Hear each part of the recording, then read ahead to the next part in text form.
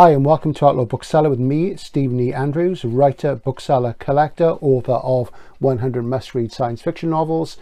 This is a little video freely adapted from one of the entries in the book about the very wonderful Man Plus by Frederik Pohl, which sliced the top of my head off when I read it many years ago in the 1980s.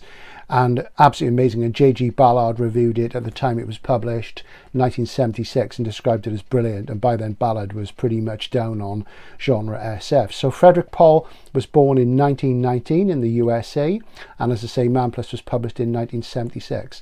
Let's tell you a little about it. When experts advised the President of the USA the problems plaguing poorer countries and the expansionist policies of the Chinese government mean that global war and extinction are inevitable, something has to be done. Buoyed by America's burgeoning military-industrial combine, the President gives the green light for Project Man Plus, the creation of a pantropic cyborg, a surgically engineered man who can live on Mars and prepare the planet for colonization. Roger Torroway is a typical astronaut, athletic, clean-cut, married, antiseptically bland and conventionally glib. When Roger is catapulted to fame by his presence on board a space station that participates in the rescue of a stricken Russian Mercury mission, Torroway proves he has the right stuff. Working as an observer on the project, when the astronaut selected for the bionic augmentations dies from the traumas his body has undergone, Torroway finds himself substituted in the role of Man Plus.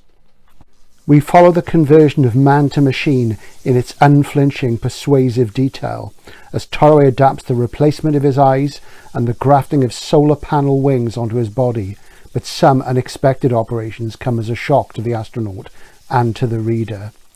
Uncompromisingly depicting with surgical coolness the mental anguish Torroway experiences as he is transformed into something both more and less than human, Man Plus consequently anticipates cyberpunk and withholds nothing in its examination of the merciless advance of scientific logic as political expediency casts ethics by the wayside. The book is narrated in a dispassionate voice by an anonymous narrator whose identity is key to the resolution of the story, and the chilling flatness of Man Plus erupts into violence when Torroway sets foot on Mars itself, and it really is quite something. The climax is just incredible, and there's a double quantum punch at the end with two conceptual breakthroughs. Wonderful, wonderful book. Like I said, it took my head off. Frederik Pohl began his career as a magazine editor in 1940.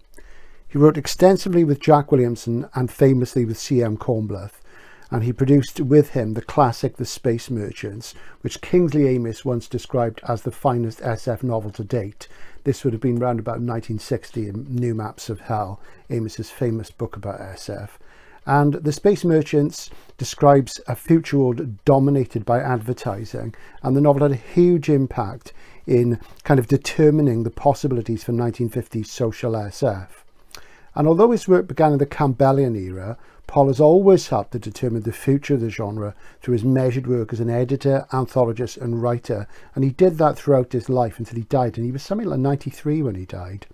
And when George Bush was urging NASA towards Mars, while the whole question of American hegemony in space remained contentious, Man Plus remains supremely relevant. So what you're seeing here is I think it's 1986-87 Gollancz Classic SFB format edition of Man Plus.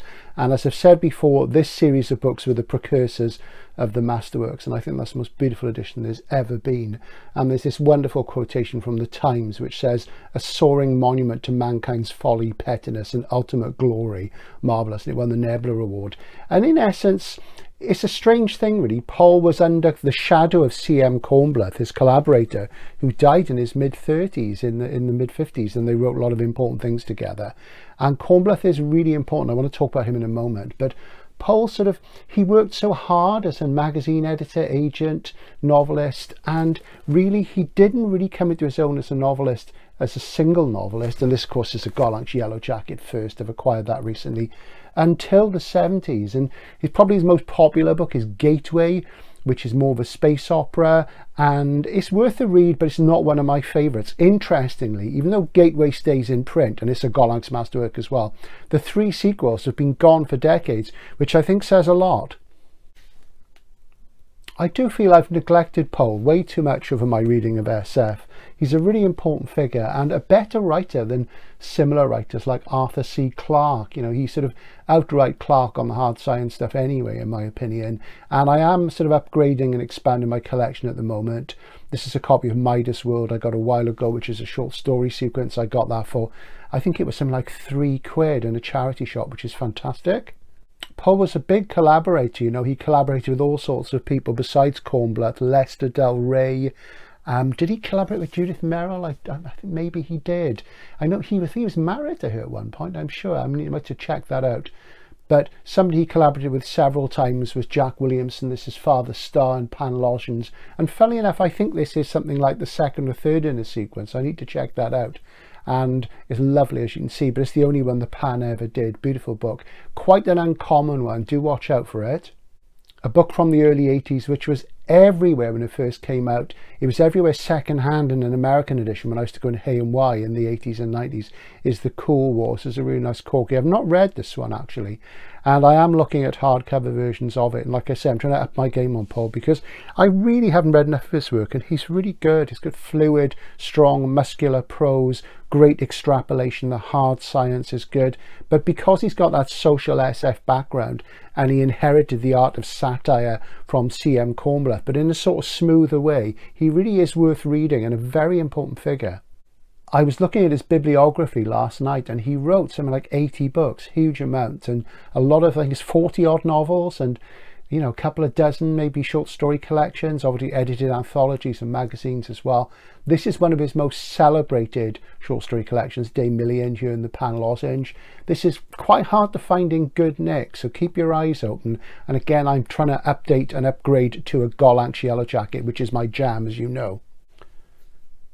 Speaking now of Kornbluth, this is Gladiator at Law, and I did review this briefly on the channel a while back, and it's one I didn't really like. And Kornbluth's really good, but he does have this very absurdist tone, and sometimes it just seems a little bit too knockabout for me. And you're talking to somebody who likes Robert Sheckley here, and I know Matt at Bookpilled has really loved Kornbluth, and as you see, I've got the Ness for complete short stories, which is essential. His most famous story is probably The Marching Morons, which is about the problem of democracy, and it posits a future world where, you know, there are a lot of people who aren't that bright, but because there's a lot of them, they're voting, they're getting political power. And this is fairly typical of what Kornbluth would do. But he does have this absurdist, floppy style sometimes that doesn't always sit well with me. But at the same time, he obviously brought that element into their collaborations. So you feel when you read him, even though his stories are really good, you feel that Pohl was possibly a stabilizing influence. Some would say too much so. But I think The Space Merchants has endured out of all their collaborations simply because you get both sides. You get the wonderful satire, but you also get that strength of construction that you could see influence people like Bob Shaw. Philip K. Dick is massively influenced by C.M. Kornbluth. We always talk about Dick as being influenced by A. Van Vogt. He was also influenced by Heinlein, but he's very influenced by Kornbluth as well. And that comes across in the more absurdist elements of Gladiator at Law, which is basically about a society where, you know, you fundamentally have lawyers who fight it out in the arena, and that comes late in it. And there's a place in a city, a suburb as it were, in the book, which is very, very strange. It reminds me of the Alphane Moon in Philip K. Dick's Clans of the Alphane Moon, where all the people have different mental health issues and they have tribal clusters based on what their sort of mental health issues are. Kornbluth's most famous novel is The Syndic, which of course refers to the syndicate, the mafia, the mob. And again, it's a satirical SF novel where America's been divided and the government are quite sort of dictatorship-like and militaristic, and they've been pushed into sort of a puppet situation in the west of Ireland, and the east of the USA is sort of dominated by what used to be the mafia, and it's a bit of clash between these two factions. So there's lots of opportunities in that for Kornbluth's satiric thrust, and you know, it even gets compared to things like 1984, and it is really good. I've not read it for years, but if you're going to read one Kornbluth novel, and there weren't many because it was mostly short stories, fix-ups and collaborations with Pohl, this is the one to go for. Very recently I've received this, The Coming of the Quantum Cats. I love that title, and of course that's a reference to Schrodinger's cat, and it's about the alternate universes theory of the collapsing waveform. If you don't know what I'm talking about, read John Gribbin's Schrodinger's Cat, In Search of Schrodinger's Cat, great science book.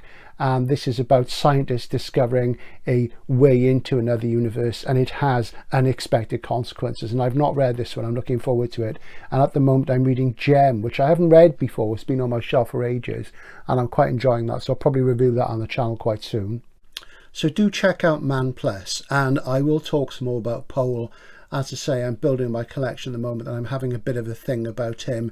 I'm reading Gem, as I say, and I'll sort of cover that soon on the channel. In January, it's mostly going to be reviews month. The videos will drop down to about one every 4 or 5 days, and each time I'll be reviewing a couple of books and covering some recent reads and just taking some time out to read, really. But if you see Man Plus in any form, pick it up. There is a sequel called Mars Plus, which I've never read, which maybe I'll go for, but I'm very much of the feeling that In and Out was the way to go, and it really is a spectacular book. It's got a fantastic ending, as I say, which I absolutely loved, and I'm very pleased to have recently acquired this UK first edition of this Nebula award-winning novel. This is Outlaw Bookseller with 100 must-read science fiction novels. Checking out for now. Like, subscribe, comment, super thanks, tip me, that sort of thing, and I'll see you soon. Bye for now.